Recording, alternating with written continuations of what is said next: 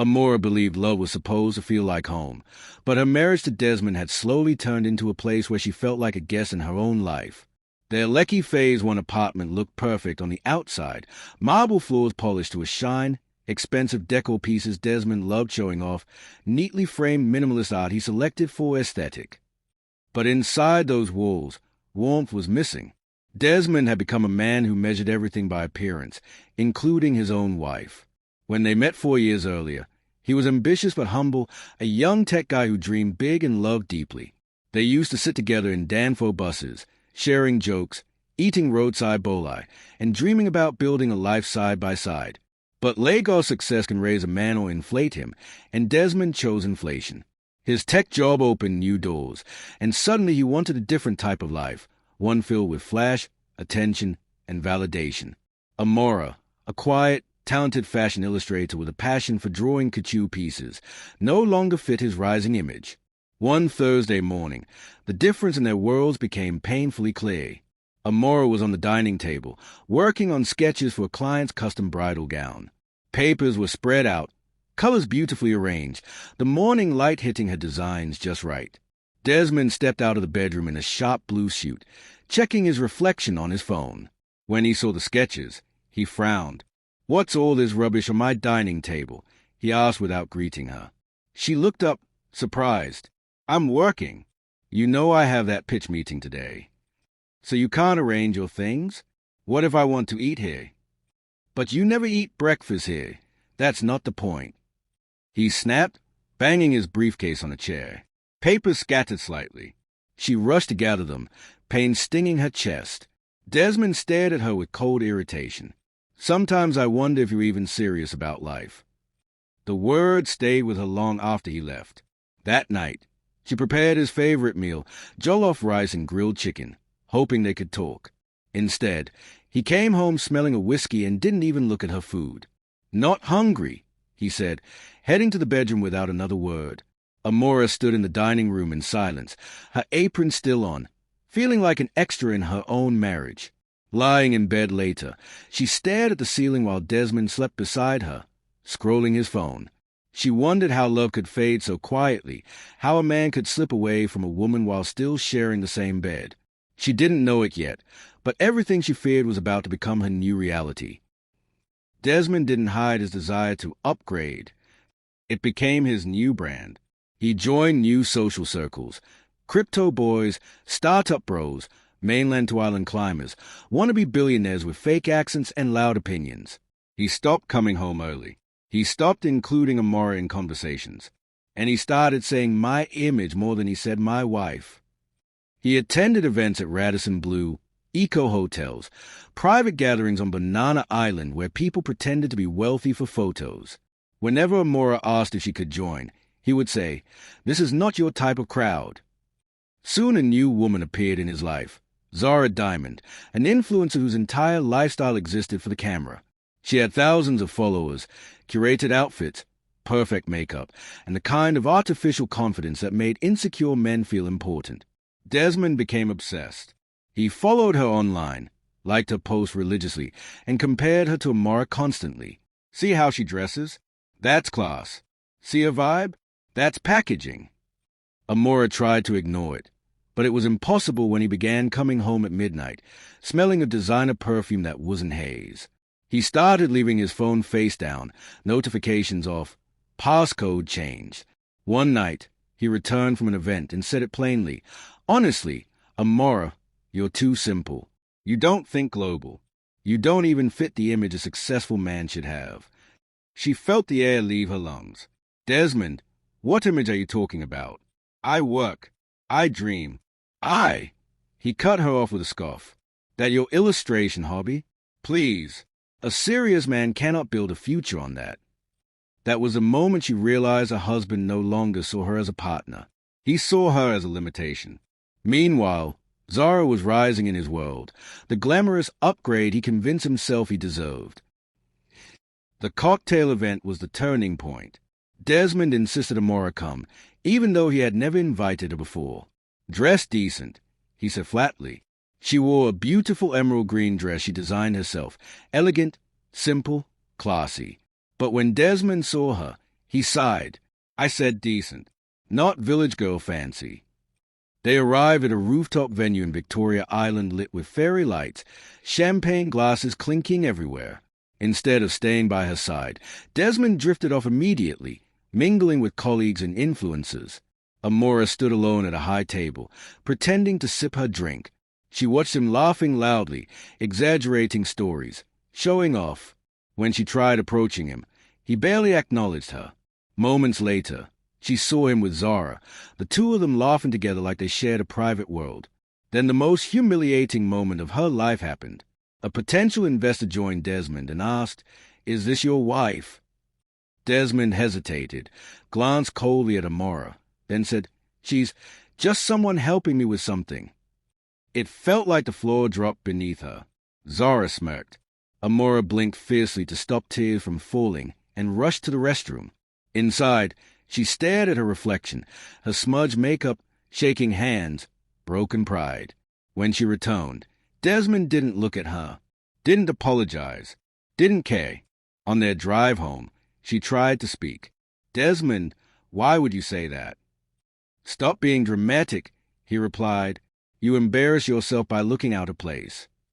That night, she cried quietly beside him while he snored, utterly unbothered. 2 days later, Desmond came home early and dropped a brown envelope on the table. "Sign it." Amara opened it with trembling hands. Divorce papers. She felt her throat close. "Why? Why are you doing this?" "Because I'm done," he said coldly. "We're not compatible. You don't fit where I'm going. We can talk. We can fix. I don't want to fix anything. I want to move forward." The cruelty didn't stop there. "You need to leave this apartment within 48 hours. "Leave? Desmond, where will I go?" "Figure it out. The apartment is mine. All the furniture stays. The car stays too. You leave with your clothes." Her heart cracked open. She stood frozen as her sisters arrived the next morning, mocking her while packing her belongings into 2 Ghana must-go bags. They left her outside the gate like discarded property. Rain poured heavily as she stood there searching for breath.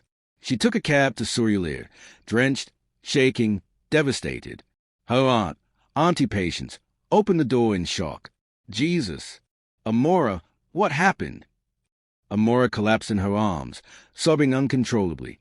That night, lying on her aunt's thin foam mattress, she stared into the darkness and realized she had nothing left. No husband, no home, no stability. But pain has a way of cleansing. Her heart was shattered. Yes, but somewhere inside that brokenness, something fierce began to wake up. Within a week, Desmond flaunted Zara publicly. Soft launch, hard launch, full series, new beginnings, he captioned. Amara saw the post from her aunt's kitchen, the technophone shaking in her hand. Zara with her polished looks and filtered life. Zara in restaurants. Zara in boats. Zara in outfits Amara couldn't afford. In one picture, Desmond held Zara's waist the same way he used to hold Hayes. The comments praised them. Upgrade. Power couple. Bloggers picked up the story. Tech bro moves on. Ex-wife quietly relocates. Gossip's done more than the photos. But in that pain, something shifted. One night, she posted her artwork on Instagram, a simple carousel titled "Still Standing." It wasn't dramatic, just raw, beautiful sketches, authentic talent. That single post traveled and landed in front of someone powerful, a billionaire fashion icon in Paris. Her DM lit up at 2:13 a.m. "Hello, Amara. I saw your work. I'm impressed. I'll be in Lagos soon. Can we meet?" Amara stared at the message, tears filling her eyes, not from sadness this time, but from the spark of something she thought she had lost. Hope. Her real upgrade had just begun. "Come." Amara stared at the DM for almost 10 minutes, convinced it was a scam. People didn't just message you from Paris at 2 a.m. saying they loved your wake. Especially not people with blue ticks and millions of followers. She clicked the profile again. Madame Eloise Laurent, founder of one of Europe's top luxury fashion houses. Her designs had walked Paris, Milan, and New York runways. Her creations were worn by Hollywood royalty and global billionaires. And she was messaging her. Are you available to meet when I arrive in Lagos? The next message read. Amora's heart raced. Her hands shook so much she almost dropped the phone.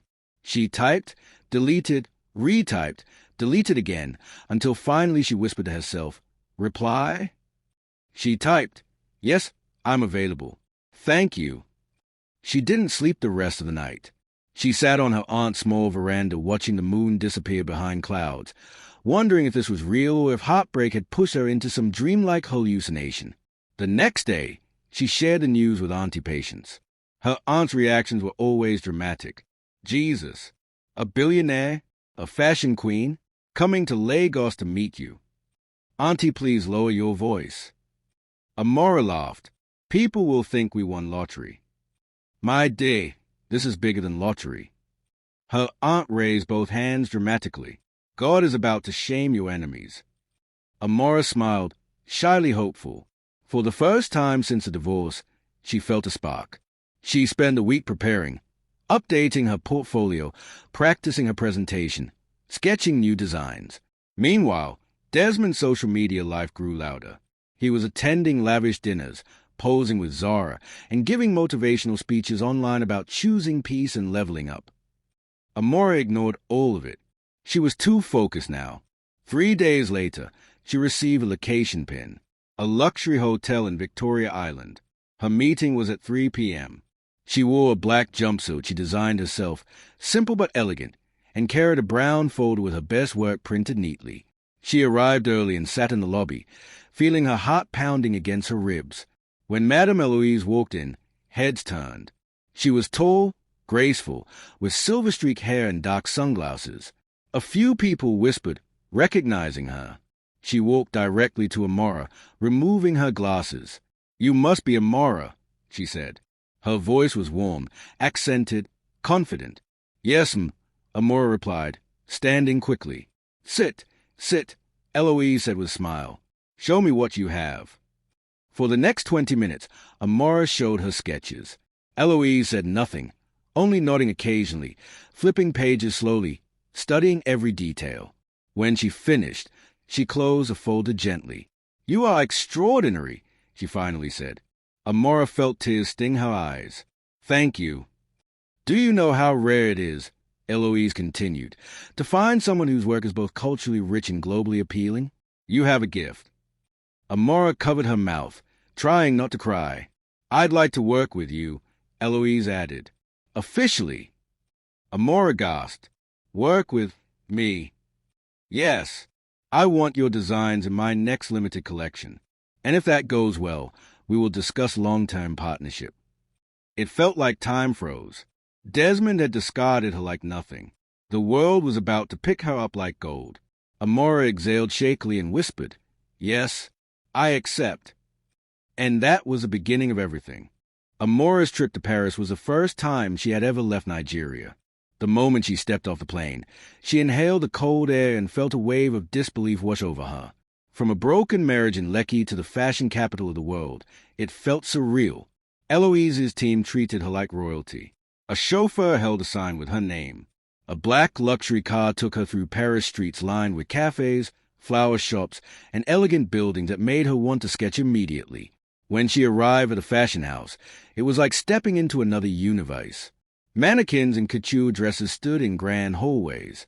Seamstresses moved like dancers as they stitched, cut, and pinned fabrics. Models walked in slow, elegant strides while photographers adjusted lighting. The air smelled like fabric, perfume, and dreams. Eloise walked toward her with a proud smile. Welcome home, she said. For the next 3 weeks, Amara worked harder than she ever had in her life. She created sketches, advised on fabric choices, refined silhouettes, and collaborated with world-class designers. Her ideas weren't just accepted, they were celebrated. This is genius, one stylist said. Your understanding of African texture is incredible, another added. Amara felt alive, seen, respected. Every day, she transformed from the girl who was thrown out with 2 bags into a designer whose vision was shaping global collection. Meanwhile, back in Lagos, Zara noticed Desmond becoming restless. His company was struggling. Investors were complaining. Money was slower. Bills were rising. Zara, who loved luxury, didn't enjoy struggle. You need to work harder, she snapped one night. I can't be dating a man who is not elevating. Desmond's ego cracked, but he hid it. He posted more motivational quotes online, pretending everything was fine.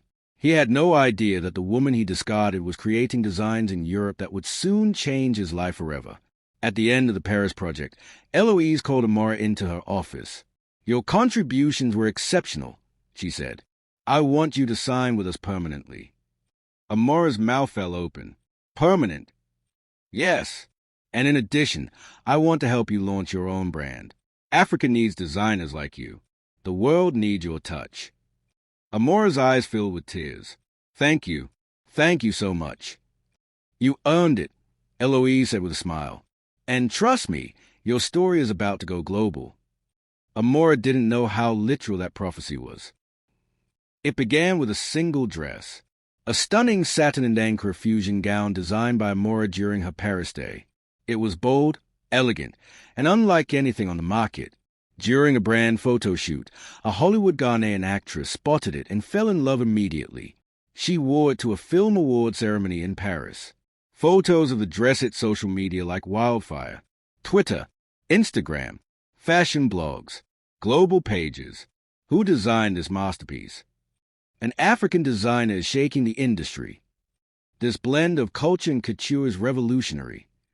Within hours, Amara's name became the new rising star in fashion. Her Instagram following skyrocketed from 8,000 to 210,000 in 2 days. Nigerian blogs picked it up. Meet Amara, the Nigerian illustrator taking over Paris fashion. The ex-wife who is now setting global runways on fire. People who once ignored her began praising her. And Desmond, he saw everything. It started with a retweet he stumbled on, then a blog post. Then Zara shoved a phone in his face. Is this not your ex-wife? She asked, annoyed. Desmond laughed awkwardly. Yeah, she's doing well. Doing well? Zara hissed. She's going viral. Desmond's chest tightened. He clicked through photos, Amara standing beside Louise, Amara at a Paris runway, Amara being interviewed, Amara glowing.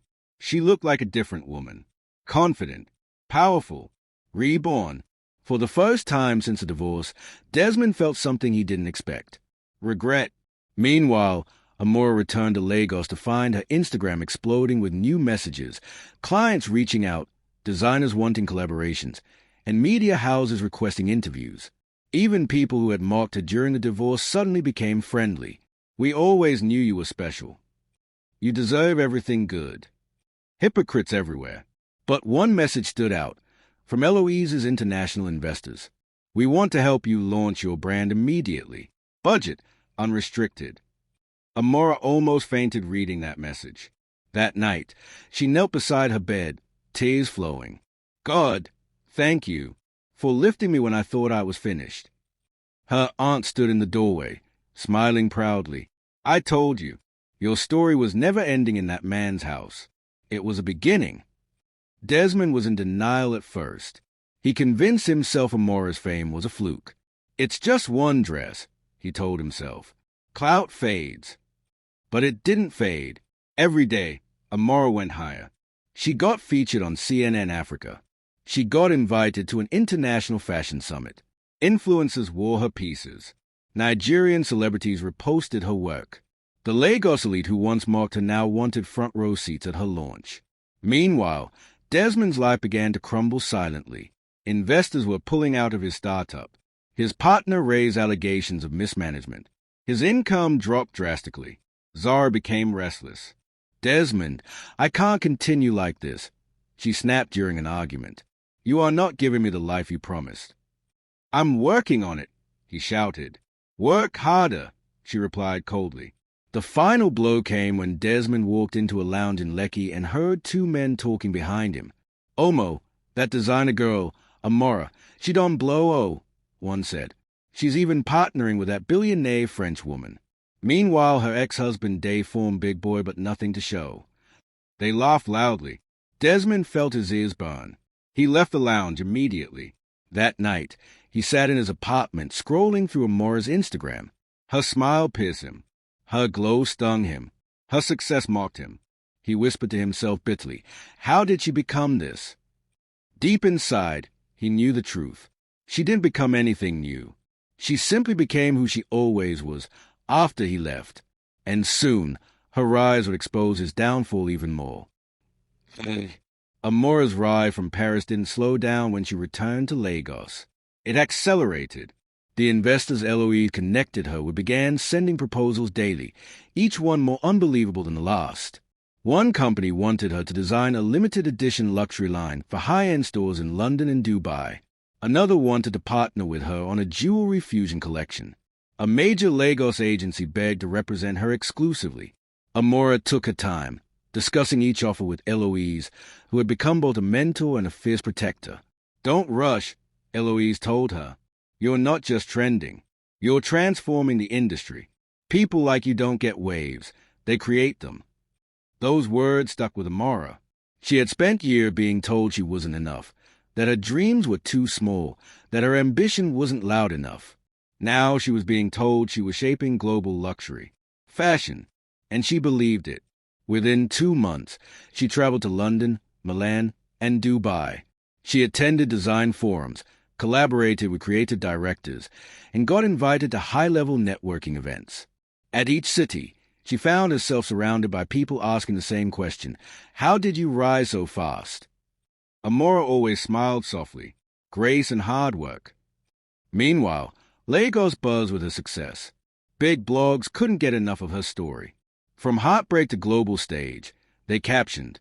Business magazines featured her, calling her Africa's new luxury visionary. Even brands that once ignored her previous emails suddenly wanted collabs. As her popularity soared, Desmond's life kept crashing silently. Zara left him after accusing him of misleading her into a broke life. His investors bailed. His startup headquarters shut down. His car got repossessed.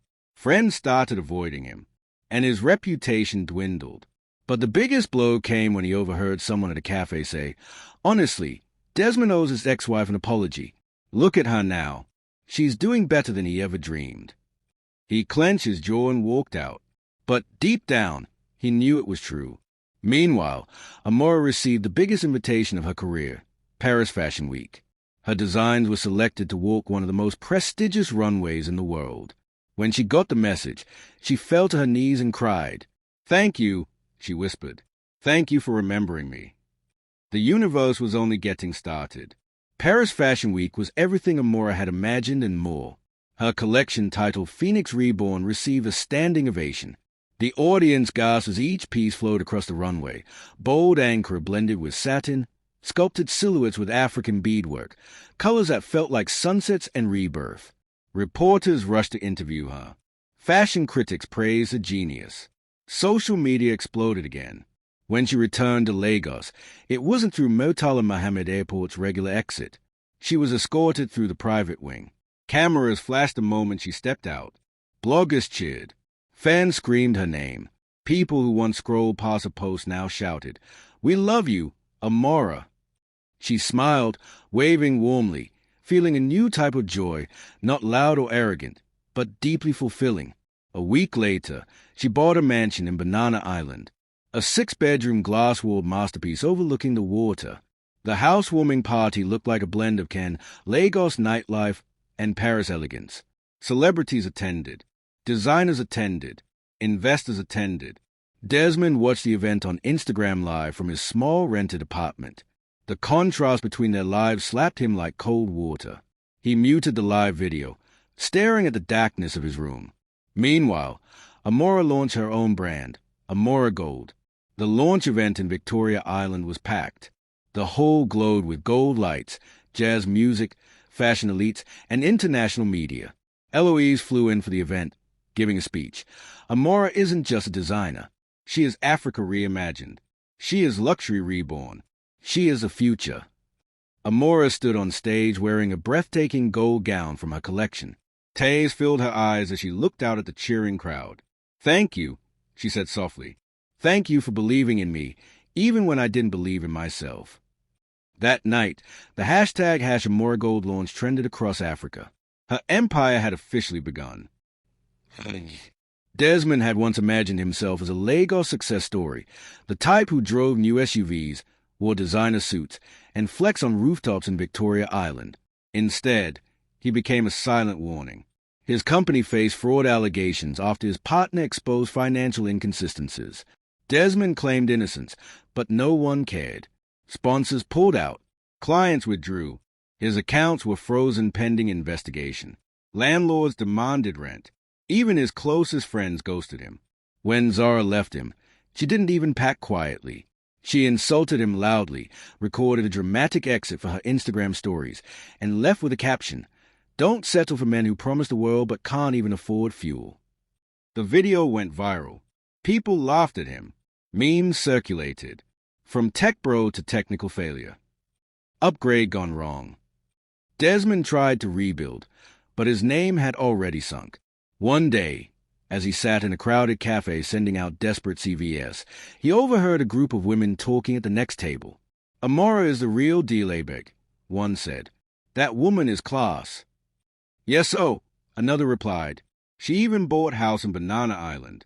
Meanwhile, her ex-husband was forming big man. "God really showed him pepper," a third added. They laughed. Desmond clenched his fist so hard his nails dug into his palm. He wanted to scream. But more than anger, what he felt was shame. That night, sitting alone on his thin mattress, he scrolled through Amara's Instagram. She was glowing, radiant, everything he never allowed her to be. He whispered to himself softly, "How did I lose her?" His answer came immediately. He threw her away before she bloomed. It happened unexpectedly. Amara was leaving a meeting in Victoria Island when she saw a familiar figure near the gate of the office building. Desmond. He looked nothing like the polished man she once married. His shirt was faded, his trousers wrinkled, his shoes worn out. He stood with his hands in his pockets, head hanging low. "Amara," he said softly when she approached. She paused, her body stiff. "Desmond." He swallowed hard. "Please, can we talk?" Her driver opened the car door, but she raised her hand slightly, signaling him to wait. She looked at Desmond carefully. This man wasn't confident. He wasn't arrogant. He wasn't shining. He was broken. "What do you want?" she asked calmly. I made mistakes," he stuttered. "I treated you badly. I didn't appreciate you. And now, everything is falling apart." She stared at him without blinking. "Desmond, what exactly do you want from me?" "Can we start fresh?" he whispered. "I miss you." She almost laughed, not out of humor, but disbelief. "When you left," she said softly, "you didn't just break a marriage. You broke respect. You broke trust. You broke me." Desmond's eyes filled with tears. "I'm sorry. Amara, please. No," her voice was firm. "You left because you wanted an upgrade. But life upgraded me. Without you." Desmond wiped his eyes with the back of his hand. "So that's it." "That's it."